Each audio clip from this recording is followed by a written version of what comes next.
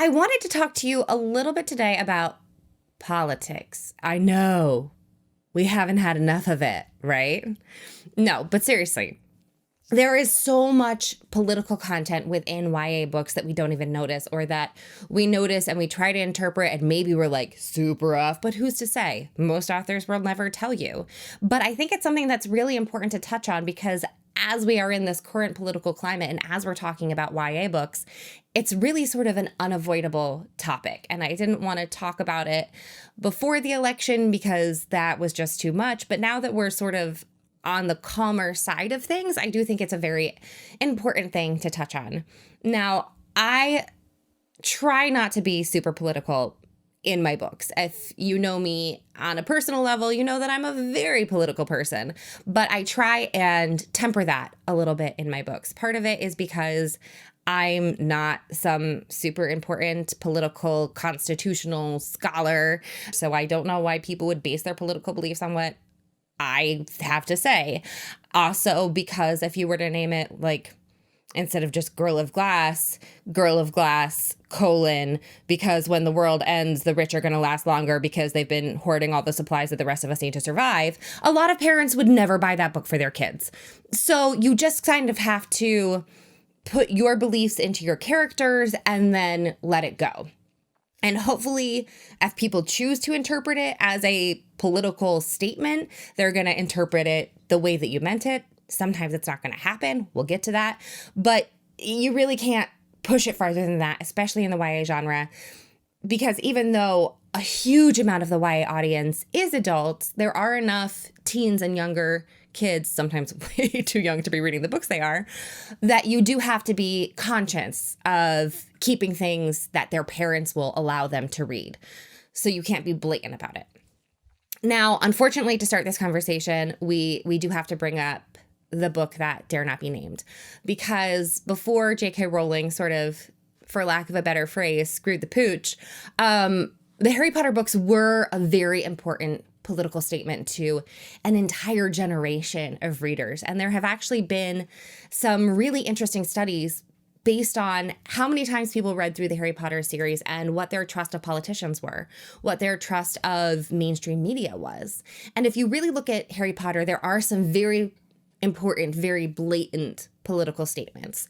The easiest one to pick out, honestly, is Dolores Umbridge, that the government should not interfere with education, that teachers should be in charge of teaching, and that when we start using schools as a way of indoctrination, that it's not going to work out so well, that they need to be separate and we need to let our students learn. It also has things like, oppressing people is wrong, and that you can't just sort of shunt a group off to the side because you decide that they're not as good as you. It also very blatantly teaches us that youth is important, that just because you're young doesn't mean you don't have anything to say politically, that some of the youngest voices are the ones that are the people we need to listen to, because even though the adults are the ones who are creating the systems, the problem that they create within those systems are going to be inherited by the youth. So if we really screw up, it's not going to be us who deals with the consequences. It's going to be the next generation. So we have to allow that generation to become involved. We have to have our Harrys and our Hermiones, because they're going to be the ones who have to deal with the consequences. They're going to be the ones who live with the fallout. And it is very tragic how badly things went with Rowling, because there were so many people who felt like they were a part of that young political movement, who learned to be socially involved from Harry Potter, who felt like outcasts and found a community within Harry Potter. And Rowling did an incredible amount of damage to a very vulnerable community. And I hate mentioning the books now because everyone needs to sort of deal with the ramifications of her statements in their own way. But if you're going to have a political conversation about YA, you kind of have to put Harry Potter in. So I'm very sorry. And no, anyone who was hurt by her statements, you are loved and you are important and you are valuable as you are. And you are members of society. And we all believe you when you say who you are. Well, not all of us, because Rowling's a jerk, but the good people believe you. And that's the important thing. We'll take care of the jerks together. So moving on. because we don't want to linger on her. You can even see political statements in more current contemporary novels. And it's easier to see in dystopian just because, when the government falls and the world ends, you kind of get a lot of government in your books. So you can look at something like The Red Queen. There is a huge amount of political content in that book, and a lot of it is fairly blatant.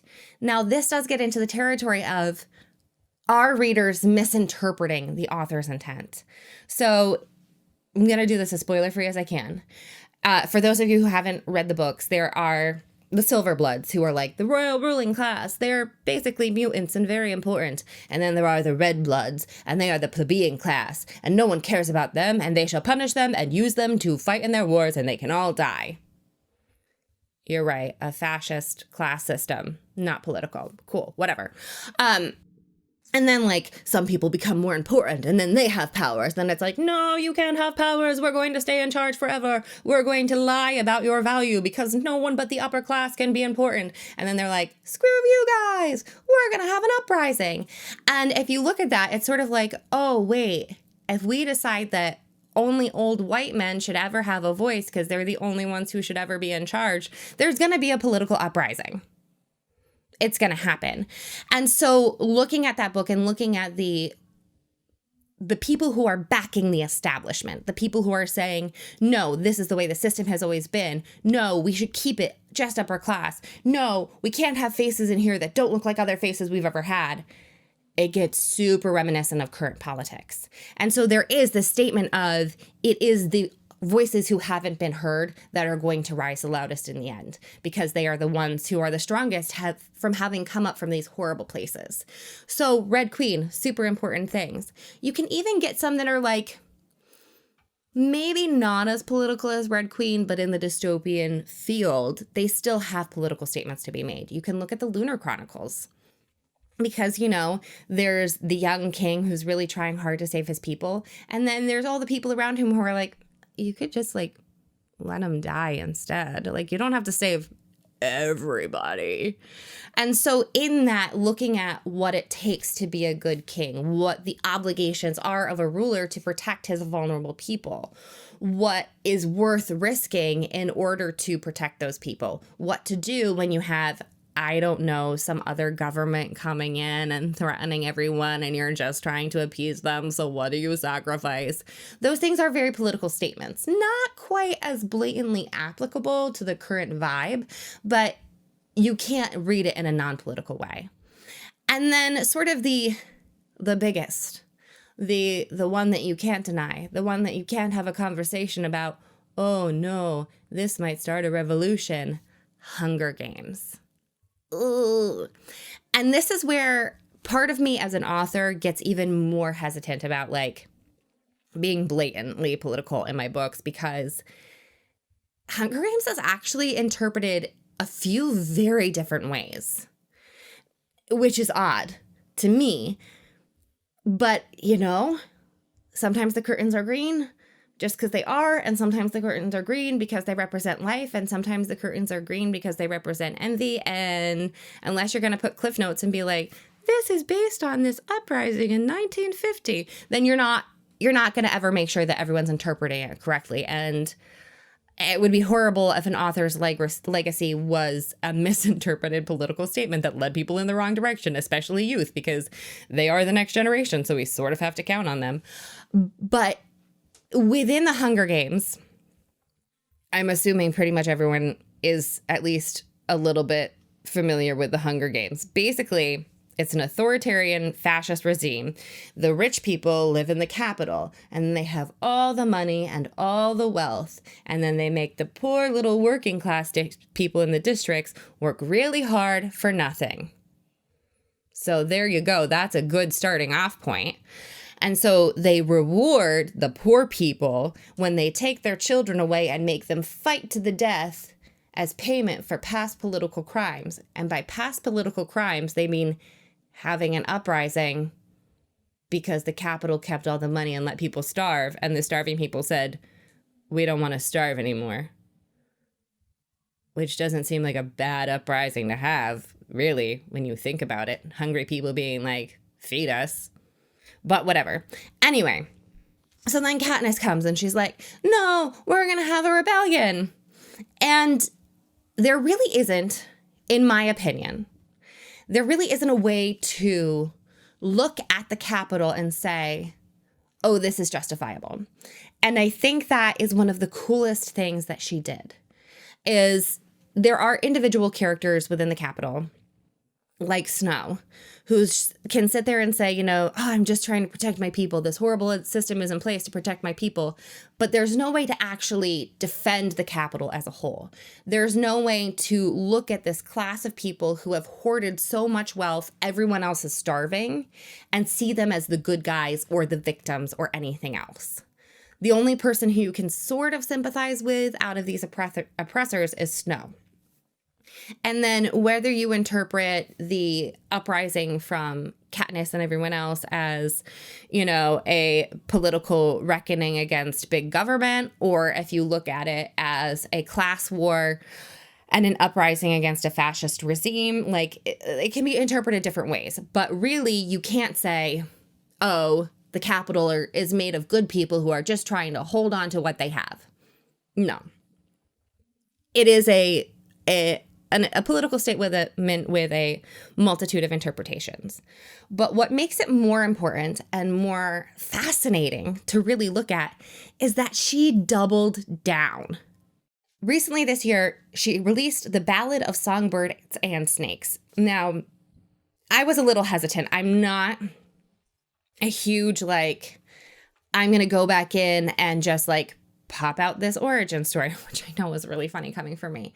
But generally speaking, once I have a character's full arc, I don't need to go back. And there were some things that I didn't necessarily enjoy about Ballad of Songbirds and Snakes. I was not super fond of how much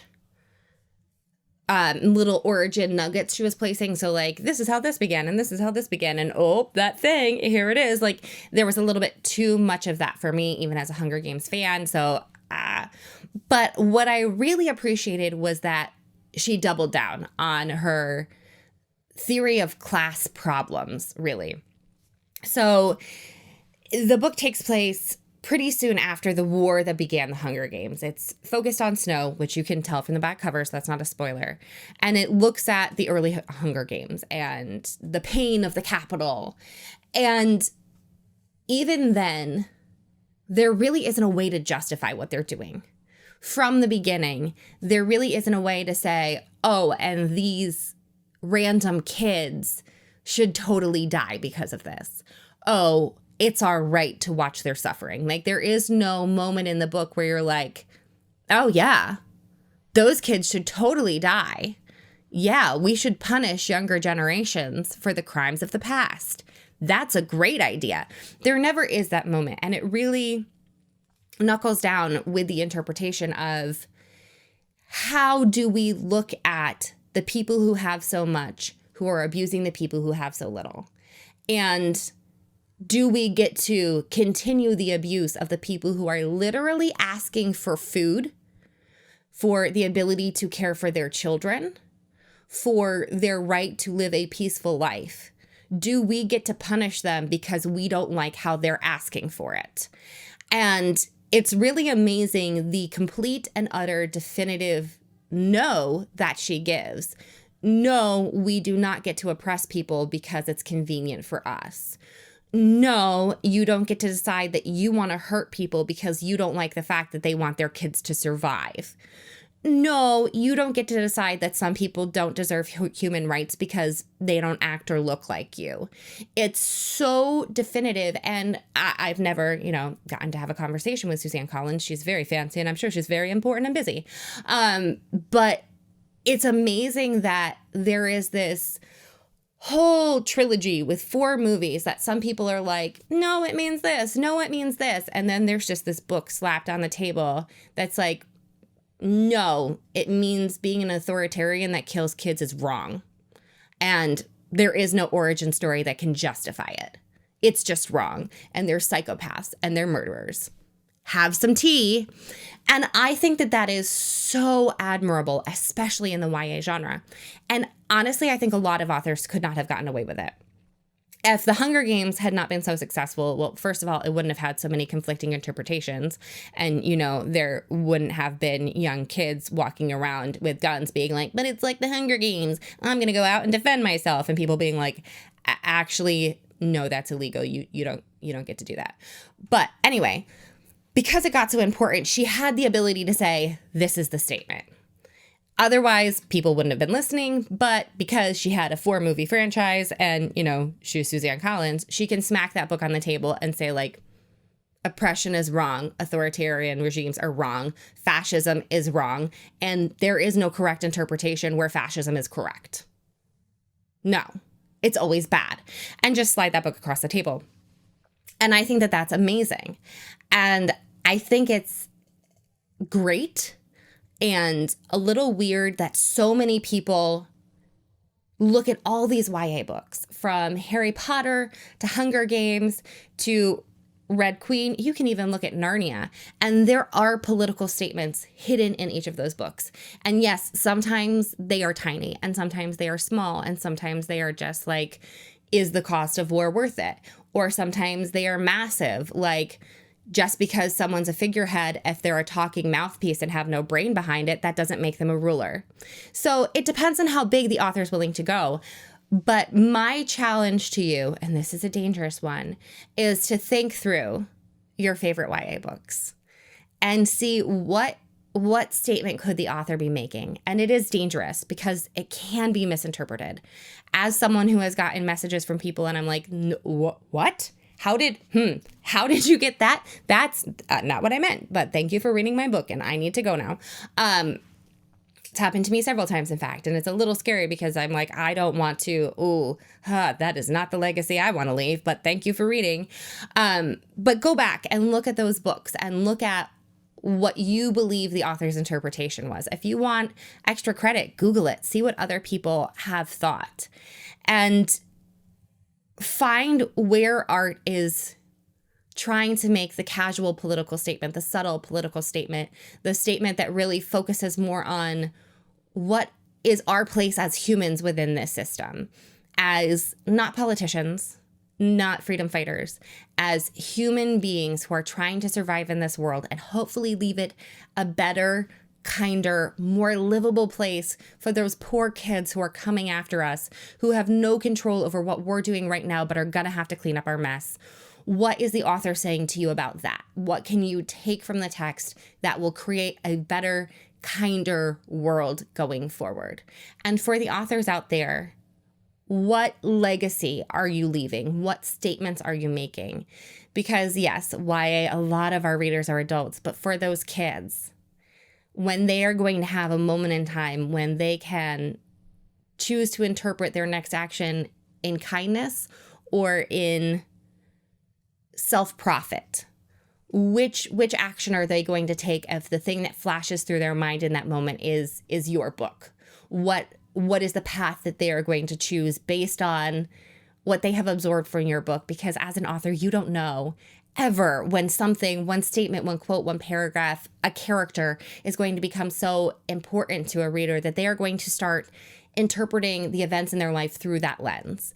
And I think the more we look at art, not as a teaching moment, but as an avenue for growing our humanity, hopefully in a better way to create a more hopeful future, the better we will be as readers, as authors, as storytellers. So look at it. Take a moment, take 5 minutes while you're waiting for your coffee, while you're, stuck in traffic, while, I don't know, your internet cuts out and you have to scream at your computer for 30 seconds instead of screaming at your computer because your internet cut out.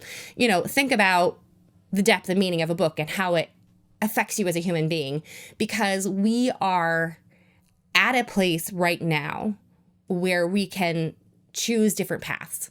We have options available to us as a species, as a country, if you're here in the US, and every choice that we take or make, every action that we take toward our fellow humans can have a monumental difference. And I hope that by learning about humanity, by experiencing other people's lives through reading, that we will choose the kind path that invites our fellows to come along with us to a prosperous place and step away from oppression and pain and bigotry and loathing of those who are different. So take a moment, choose a book, and actively choose. I hope you'll get from the books that you read, because that's really the most common message, but actively choose to raise your fellow man up with you instead of grinding them into the dirt so we create a new Hunger Games. So until next time, love the people around you, no matter what they look like. Love them, raise them up, or if they're trying to grind people into the dirt, be Indiana Jones, just punch a Nazi, whatever you have to do. But for the people who need help pick them up, because it's been a hard time and they need a little love. Until next time.